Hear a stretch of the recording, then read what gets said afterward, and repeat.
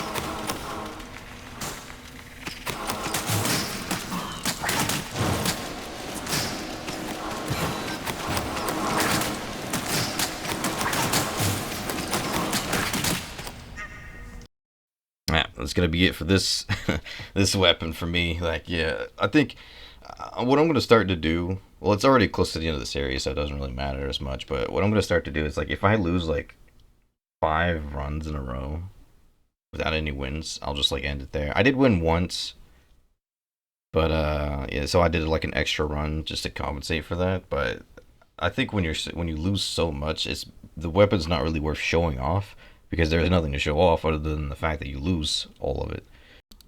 So the video is basically just like, yeah, this weapon exists, but it's not good at all. At least for me. Like, that's also something you guys always. I try to say it as much as I can. Like, when I show off a build, it's basically just one build out of thousands that you could possibly do. Like, there's so many options and different abilities you could be using for certain fights. Like, You know, like switching your abilities based on what you're fighting is very important, and having like the right gear versus some builds is also important. And it's like I'm only showing off like a small percentage of what you could be doing with these budget weapons. So don't be afraid to like, oh, you see the weapon, you see its potential, and you have, in your mind, you can think of a build for it. Just don't be afraid to go for it. I'm not the, I'm not like the most knowledgeable player when it comes to Albion and builds and when to use my abilities. So just use me as inspiration. That's gonna be it for me, guys. Thanks for watching, and I'll catch you in the next one. Living in a crowded dream, searching for the